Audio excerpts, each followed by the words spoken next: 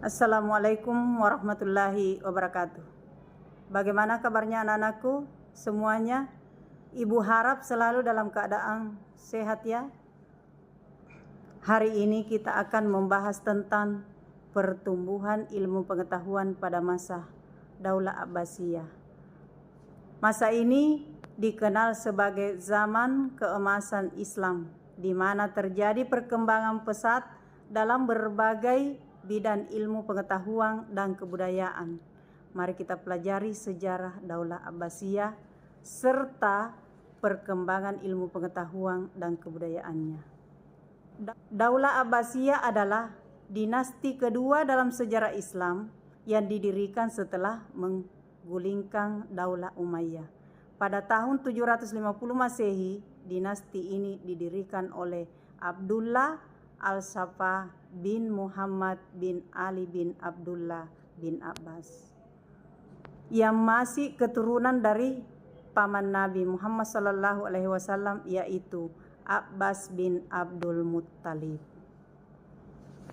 Perkembangan dan pemerintahan Abdullah Al-Saffah 750 sampai 754 Masehi, pendiri Daulah Abbasiyah yang memulai masa pemerintahan dengan mengkonsolidasikan kekuasaan.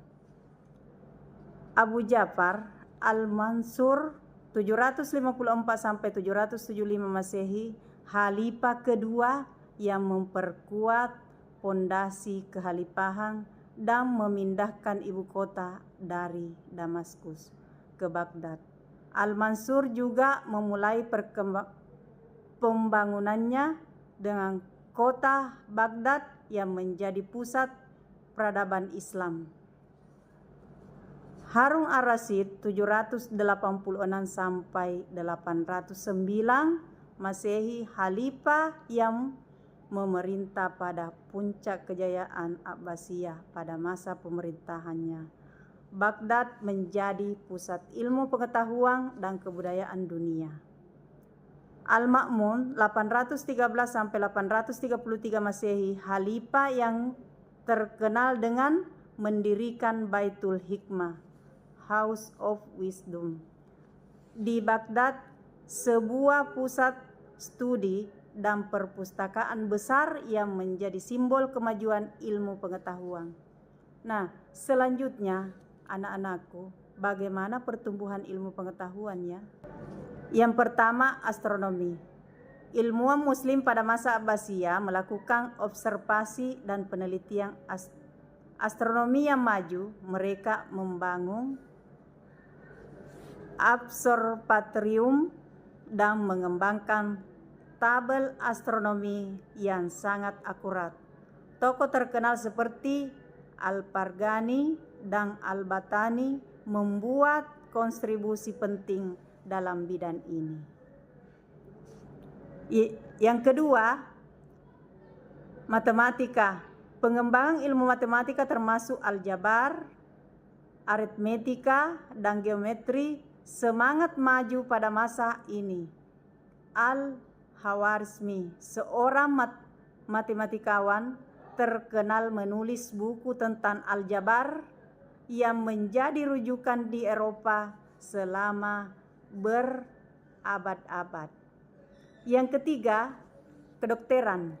Ilmu kedokteran mengalami kemajuan pesat dengan penulisan buku-buku medis yang menjadi rujukan di dunia barat. Al-Rasyid dan Ibnu Sina adalah dua tokoh penting yang menulis ensiklopedia, media yang digunakan hingga abad pertengahan di Eropa.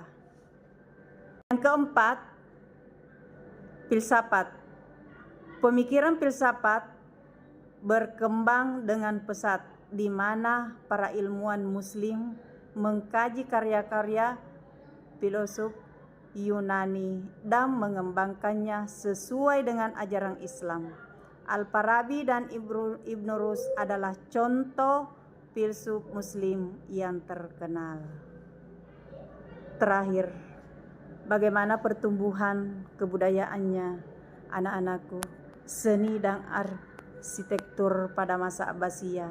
Seni dan arsitektur Islam mencapai puncak kejayaannya, pembangunan masjid-masjid megah dan bangunan-bangunan indah seperti Istana Alhambra dan Spanyol menjadi contoh keindahan arsitektur Islam. Yang pertama, seni dan arsitektur pada masa Abbasiyah.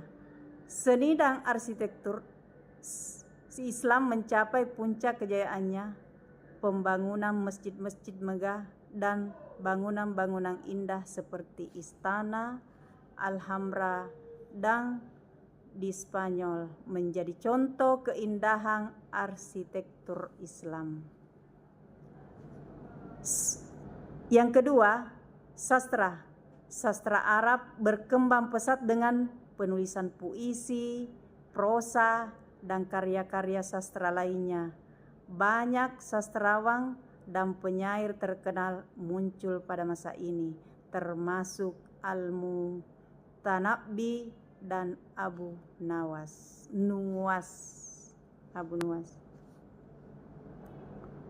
Yang ketiga, musik. Musik juga berkembang dengan pesat dengan pengaruh dari berbagai budaya yang berbeda. Musik Andalusia yang berkembang di bawah pengaruh Daulah Abbasiyah menjadi gaya musik yang unik dan terkenal. Kesimpulan, pada masa Daulah Abbasiyah adalah periode penting dalam sejarah Islam, di mana terjadi perkembangan pesat dalam berbagai bidang ilmu pengetahuan dan kebudayaan pada masa ini. Para ilmuwan dan cendekiawan Muslim memberikan kontribusi besar yang masih dirasakan hingga saat ini. Ilmu pengetahuan dan kebudayaan pada masa Abbasiyah tidak hanya memperkaya peradaban Islam, tetapi juga memberikan dampak besar pada peradaban dunia. Demikianlah materi yang dapat saya sampaikan. Semoga kita semua dapat mengambil pelajaran dari sejarah ini dan termotivasi untuk terus belajar dan mengembangkan ilmu pengetahuan. Sekian, wassalamualaikum warahmatullahi wabarakatuh.